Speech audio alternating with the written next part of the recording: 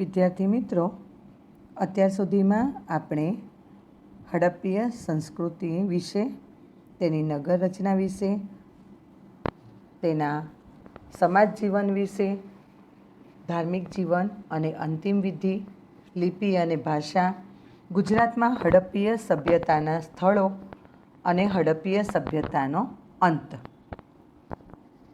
આ મુદ્દાઓની વિસ્તૃત ચર્ચા કરી આપણા 4 ભાગમાં.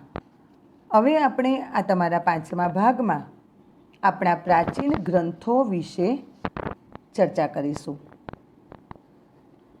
જેમાં ઋગ્વેદ અને તેનું અધ્યયન તે મુખ્ય છે. આપણા આ પ્રાચીન ગ્રંથોમાં આપણે વેદો વિશે સમજીશું, બરાબર. અને આ વેદોમાં ઋગ્વેદ અને તેનું અધ્યયન, ઋગ્વેદની ભાષા, ઋગ્વેદના સમયના આર્યોના જીવનની માહિતી, રાજકીય સંસ્થાઓની માહિતી, તેની કુટુંબ વ્યવસ્થા, તેમાં સ્ત્રીઓનું સ્થાન, ઋગ્વેદમાં પૂજાનો કરવામાં આવેલો ઉલ્લેખ, કૃષિ, પશુપાલન અને સંપત્તિ. આ ભાગમાં આપણે વેદો અને ગ્રંથો વિશે સમજીશું, બરાબર. તો ચાલો, સૌથી પહેલાં તો આપણે 4 વેદો વિશેની વાત કરીશું. તો વિદ્યાર્થી મિત્રો, સૌથી પહેલાં તો આપણને એમ થાય કે વેદ એટલે શું, બરાબર. સૌથી પહેલાં આપણને પ્રશ્ન થાય કે વેદ એટલે શું. તો વેદ એ હિન્દુ ધર્મના મુખ્ય 4 આધાર સ્તંભ છે અને આદિ ગ્રંથ છે. વેદ શબ્દની ઉત્પત્તિ મૂળ સંસ્કૃત શબ્દ વિદ પરથી થયેલી છે, જેનો અર્થ જાણવું અર્થાત જ્ઞાન સંબંધિત છે. વેદ એક પેઢીથી બીજી પેઢી સુધી મૌખિક રૂપે બોલીને તથા સાંભળીને હસ્તાંતરિત થયેલા હોવાથી તેને શ્રુતિ પણ કહે છે. વૈદિક સાહિત્યના સંપૂર્ણ રચનાકાળ વિશે જો કે વિભિન્ન મત છે. તો આપણે સામાન્ય રીતે જોઈએ તો વૈદિક સાહિત્યના સંપૂર્ણ રચનાકાળ વિશે વિભિન્ન મત છે, પણ તેવું માનવામાં આવે છે કે વેદની ઉત્પત્તિ હજારો વર્ષો પહેલાંની થઈ હશે. શરૂઆતમાં તેને શ્રુતિ પરંપરાથી ફેલાવવામાં આવ્યો, જ્યારે લેખનની દૃષ્ટિએ તેને મુખ્ય 2 ભાગમાં વહેંચવામાં આવે છે. પહેલો ભાગ છે પૂર્વ વૈદિક કાળ, જે ઈસવીસન પૂર્વે 1500થી 1000ના સમયગાળા દરમિયાનનો છે, અને ઉત્તર વૈદિક કાળ, જેનો સમયગાળો છે ઈસવીસન પૂર્વે 1000થી 500 વર્ષનો. વેદ, જેનું આપણા જીવનમાં મહત્ત્વ શું છે? તો વેદોના તત્વજ્ઞાન, શાસ્ત્રોના વિધાન અને સદાચાર તથા સંતોના ઉત્તમ ચારિત્ર્ય તરફ શ્રદ્ધા અને સન્માનવાળો ભાવ આપણો હોવો જોઈએ. એને મિથ્યા તથા કલ્પિત કહી અને તેને કલંકિત કરવાવાળા, તેની ઉપર કાદવ ઉછાળનારા લોકો આ લોકમાં જ નહીં પણ પરલોકમાં પણ ભારે કષ્ટ ઉઠાવે છે. વિદ્યાર્થી મિત્રો, વેદ એટલે ધર્મ, બરાબર. અને બ્રહ્મનું પ્રતિપાદન કરનાર અપૌરુષે પ્રમાણરૂપ વાક્ય એટલે વેદ, બરાબર. વેદ એટલે શું? આપણે બીજી એક ભાષામાં સમજીએ તો વેદ એટલે ધર્મ અને બ્રહ્મનું પ્રતિપાદન કરનાર અપૌરુષે પ્રમાણરૂપ વાક્ય. હવે આપણે તેને જો સમજશું તો તેનો અર્થ શું થાય છે? ધર્મ એટલે વ્યક્તિ અને સમાજને ધારણ કરે. બ્રહ્મ એટલે કે પરમ તત્વ અને અપૌરુષેય જે મનુષ્ય રચ્યું ન હોય તેવું. અનાદિકાળથી વિદ્યમાન પુરાણોની વિચારધારા પ્રમાણે સમસ્ત સંતુષ્ટિના રચિતા બ્રહ્માજીએ સર્જન માટે વેદોનો આધાર લીધો. માટે જ સમસ્ત વિશ્વમાં જે કંઈ પણ જ્ઞાન છે તે નિશ્ચિત રૂપે મૂળ વેદમાંથી જ આવ્યું છે.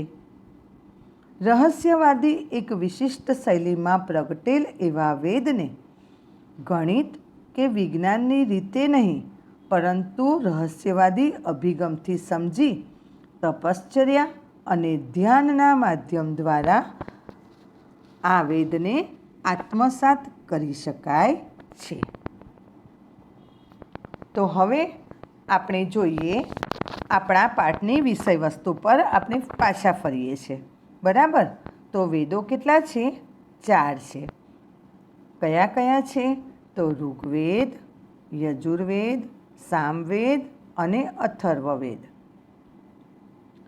આ 4 વેદોમાં ઋગ્વેદ એ આપણો સૌથી પ્રાચીન ગ્રંથ છે, જેના 10 મંડળોમાં 1028 પ્રાર્થનાઓ છે,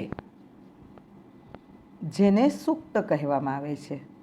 સૂક્ત એટલે શું? તો પ્રાર્થનાઓનો સમૂહ. ઋગ્વેદમાં જે પ્રાર્થનાઓ આપેલી છે 1028 પ્રાર્થનાઓ છે, 10 મંડળોમાં વહેંચાયેલી છે. અને આ જે પ્રાર્થનાઓનો સમૂહ છે જેને સૂક્ત કહેવામાં આવે છે. અને સૂક્તનો અર્થ શું છે? તો સારી રીતે કહેવાયેલું એટલે સૂક્ત. એટલે કે 1028 પ્રાર્થનાઓના સમૂહમાંથી સારી રીતે કહેવાયેલો જે વિધાનો છે તેને આપણે શું કહીશું? ઋગ્વેદ કહીશું. બરાબર? 4 વેદોમાં ઋગ્વેદ એ સૌથી પ્રાચીન છે. વિષયની દ્રષ્ટિએ તે સૌથી ગહન અને મહત્ત્વપૂર્ણ છે. કદની દ્રષ્ટિએ તે 4 વેદોમાં સૌથી મોટો ગ્રંથ છે. અને ધર્મ અને સંસ્કૃતિ તથા ભાષાશાસ્ત્રીય અભ્યાસ વગેરેની દ્રષ્ટિએ તેનું મહત્ત્વ સવિશેષ છે. શાસ્ત્રોનું માનવું છે કે ગૃહસ્થનો સૌથી પહેલો ધર્મ છે સારી રીતે જીવન ગુજારવા માટેના આવશ્યક સાધનો મેળવવા. એ તો આપણે પણ જાણીએ છીએ વિદ્યાર્થી મિત્રો કે આપણે જો સારી રીતે જીવન જીવવું હોય તો તે જીવન જીવવા માટેના જે જરૂરી સુખ સગવડો છે તેના સાધનો જીવનમાં હોવા જરૂરી છે. અને આ સુખો સગવડના સાધનો મેળવવા માટેનું જરૂરી જ્ઞાન એટલે કે જીવન માટેના આવશ્યક અનુશાસન અને જ્ઞાનની વાતો જે આપણા ઋગ્વેદમાં આપેલી છે. એટલે એમ કહી શકાય વિદ્યાર્થી મિત્રો કે ઋગ્વેદનો અર્થ શું છે? તો ઋગ્વેદનો અર્થ છે ગ્રંથ. બરાબર? અર્થ એટલે કે નાણાં મેળવવા માટે શ્રમ જરૂરી છે, અને શ્રમ માટે ઉર્જા એટલે કે શક્તિની આવશ્યકતા છે. અને અગ્નિ છે તે શક્તિ ઉર્જાનું પ્રતીક છે. અને એટલા માટે જ અગ્નિને ઋગ્વેદના મુખ્ય દેવતા ગણવામાં આવ્યા છે. બરાબર વિદ્યાર્થી મિત્રો? આ થઈ ગયું આપણા ઋગ્વેદની જાણકારી. ઋગ્વેદ એ વિશ્વનો સૌથી પ્રાચીનતમ ગ્રંથ છે. બરાબર? આથી તેને માનવજાતિના પ્રથમ વિધાન તરીકે ઓળખવામાં આવે છે. તેનો રચનાકાળ એટલે કે પૂર્વ વૈદિક કાળનો સમય ઈસવીસન પૂર્વે 1500થી 1000 મનાય છે. આ ગ્રંથ ભારતીય પ્રાચીન વૈદિક ઋષિકુળો દ્વારા રચાયેલ સંસ્કૃત ઋચાઓનું સંકલન કરે છે. જે બલિના સમયે અથવા અન્ય પારંપરિક પ્રથાઓ સમયે ભાવપૂર્વક ગાવામાં આવતી હતી. ઋગ્વેદમાં 1017 સૂક્ત છે, જે 10 મંડળોમાં વિભાજિત છે, જે આપણે આ ચર્ચા કરી છે. એક મત મુજબ પ્રથમ અને 10મા મંડળને પછીથી જોડવામાં આવ્યું છે, એટલે કે પાછળથી પહેલું મંડળ અને 10મું મંડળ જે પાછળથી આવ્યું છે. કેમ કે તેની ભાષા અન્ય 8 સૂક્તોથી અલગ છે. 10મા મંડળમાં પ્રસિદ્ધ પુરુષ સૂક્તનો સમાવેશ થાય છે, જેની અનુસાર 4 વર્ણ બ્રાહ્મણ, ક્ષત્રિય, વૈશ્ય અને ક્ષુદ્ર આદિ પુરુષ બ્રહ્માના ક્રમશઃ મુખ, ભુજાઓ, જંઘાઓ અને ચરણોમાંથી ઉત્પન્ન થયેલ છે. 4 વર્ણ છે આપણા સમાજમાં: બ્રાહ્મણ, ક્ષત્રિય, વૈશ્ય તથા ક્ષુદ્ર. તો આ જે વર્ણો છે તે આદિપુરુષ બ્રહ્મા છે તેમના અંગોથી બનેલો છે, એટલે કે તેમના અંગો દ્વારા તેનું સર્જન થયું છે. એટલે કે જે બ્રાહ્મણ વર્ણ છે તે બ્રહ્માજીના મુખમાંથી આવે છે. ક્ષત્રિય છે જે તેમની ભુજાઓ દ્વારા નક્કી કર્યું છે. જંઘાઓ, જે વૈશ્ય વર્ગ છે તે જંઘાઓ બ્રહ્માજી અને ચરણોમાંથી ક્ષુદ્ર ઉત્પન્ન થયેલ છે. આ આપણા 4 વર્ણોની માહિતી. અને આપણા ઋગ્વેદમાં કુલ સ્ત્રોતની સંખ્યા 10,552 છે. બરાબર વિદ્યાર્થી મિત્રો? તો હવે આપણે જોઈએ કે આ ઋગ્વેદમાં કઈ કઈ ભાષામાં તે લખાયેલો છે. તો ઋગ્વેદ એ પ્રાચીન જ્ઞાનનો ભંડાર છે, જે પ્રાચીન સંસ્કૃત કે વૈદિક સંસ્કૃત ભાષામાં લખાયેલ છે. ઋગ્વેદમાંથી આર્યોના રાજકીય, સામાજિક, આર્થિક અને ધાર્મિક જીવનની માહિતી મળે છે. બરાબર. હવે આપણે જોઈએ કે ઋગ્વેદમાં કઈ કઈ સમિતિઓ હતી. તો ઋગ્વેદમાં આપણે જોઈએ તો ગણ, સભા અને સમિતિ જેવી રાજકીય સંસ્થાઓની માહિતી મળે છે. સભા એ સમિતિની સરખામણીમાં નાની સંસ્થા છે. સમિતિ એ વિશાળ સંસ્થા હતી. તે રાજાની ચૂંટણી કરતી. તે રાજાને મદદ કરવા સેનાધ્યક્ષ અને પુરોહિતની નિમણૂક પણ કરતી હતી. અને રાજાનું મુખ્ય કાર્ય હતું ગવેષણા. અને ગવેષણાનો અર્થ થાય છે યુદ્ધ કરવું. બરાબર. તો વિદ્યાર્થી મિત્રો, આ હતી આપણા ઋગ્વેદ અને તેનું અધ્યયન, ઋગ્વેદની ભાષા, આર્યોના જીવનની માહિતી, રાજકીય સંસ્થાઓની માહિતી.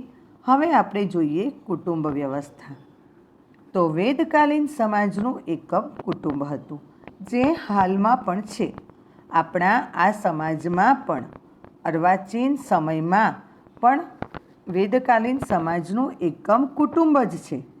પરંતુ તે સમયમાં સમાજમાં પિતૃપ્રધાન અને સંયુક્ત કુટુંબ વ્યવસ્થા હતી, અને સમાજમાં સૌ સમાન હતા. સ્ત્રીઓનું સ્થાન ખૂબ જ ઊંચું હતું. સ્ત્રી સ્વાતંત્ર્ય હતું. સ્ત્રીઓને સહધર્મચારિણી પણ ગણવામાં આવતી હતી. અને ઋગ્વેદના ઉલ્લેખ મુજબ એ સમયે સ્ત્રીઓ પણ અભ્યાસ કરતી હતી, જેમાં અપાલા,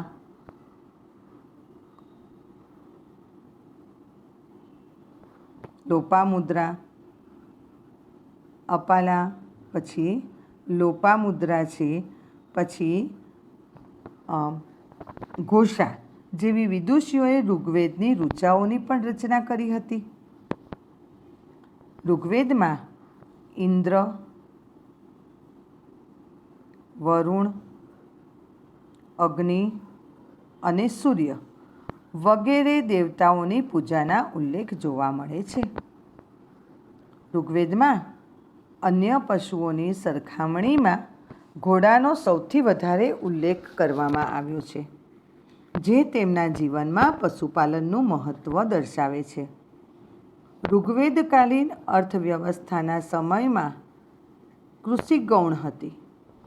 કૃષિનું મહત્ત્વ તે સમયમાં ખાસ હતું નહીં, બરાબર. અને પછી મુખ્યત્વે પશુઓની સંખ્યા પર સંપત્તિનું મૂલ્ય આંકવામાં આવતું હતું.